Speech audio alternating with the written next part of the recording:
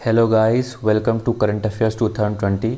ये सेशन सिर्फ 5 मिनट का होगा और 5 मिनट में आपको पूरे जो आज के करंट अफेयर्स हैं वो याद हो जाएंगे, मालूम हो जाएंगे। और ये उन विद्यार्थियों के लिए बहुत अच्छा है जो सिर्फ करंट अफेयर्स को डेली बेसिस पर जानना चाहते हैं और फोकस करना चाहते हैं बाकी सब्जेक्ट्स पर। तो चलिए शुरुआत करते हैं।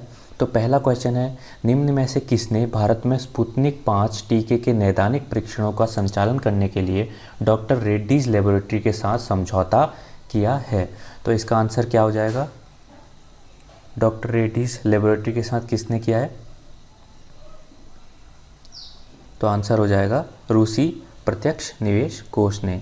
उसके बाद दूसरा प्रश्न है, सितंबर 2020 में बीएसई पर बाजार पूंजीकरण के आधार पर कौन सी कंपनी भारत की 10वीं सबसे मूल्यवान कंपनी बन गई है?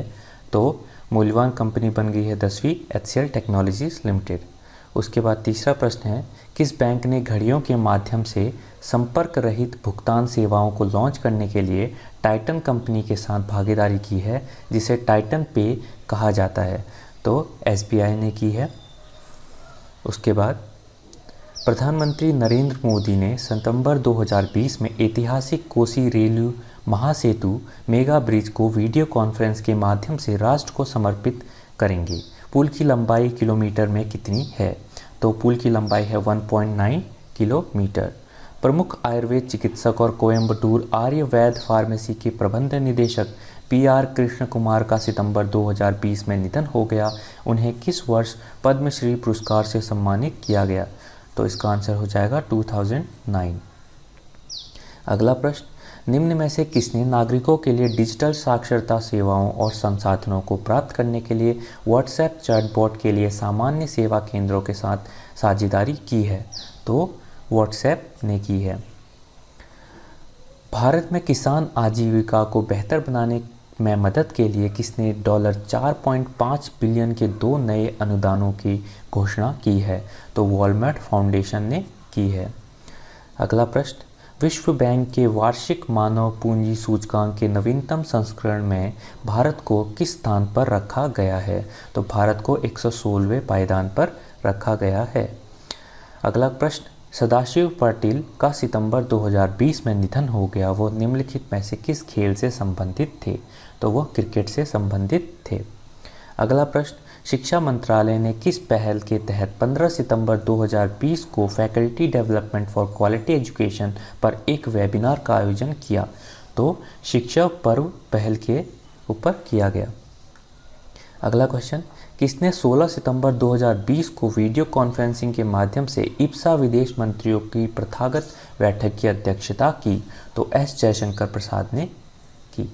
उसके बाद विश्व रोगी सुरक्षा दिवस कब मनाया जाता है? तो विश्व रोगी सुरक्षा दिवस कब मनाया जाता है? 17 सितंबर को।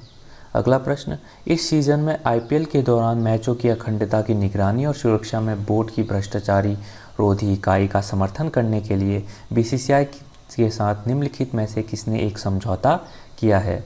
तो स्पोर्ट रडार एडीजी करके नाम है, उस कंपनी ने सहयोग का समझौता किया है।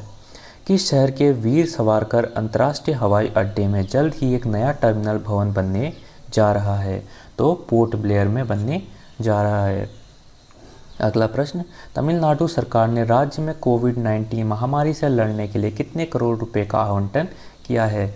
तो 9,000 करोड़ रुपए का आवंटन किया है।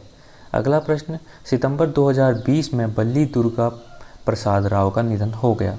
वह निम्नलिखित में से किस क्षेत्र से संबंधित थे? तो वह राजनीति से संबंधित थे। अगला प्रश्न, खेल मंत्रालय ने 95.19 करोड़ रुपए की अनुमानित लागत पर कितने खेलो India state centre of excellence को उन्नत करने के लिए तैयार किया है? तो 8 खेलो India state centre of excellence बनाए जाएंगे।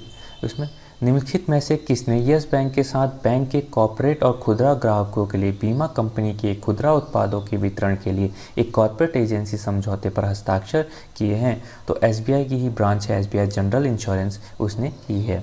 तो गाइज़, ये थे आज के टॉप करंट अफेयर्स। अगर आपको ये पसंद आया तो प्लीज़ लाइक कीजिए, शेयर कीजिए, सब्सक्राइब कीजिए। मैं ऐसे ही करंट अफेयर्स आपके लिए इन फ्यूचर भी रोज़ लाता रहूँगा। Thank you so much and God bless you all.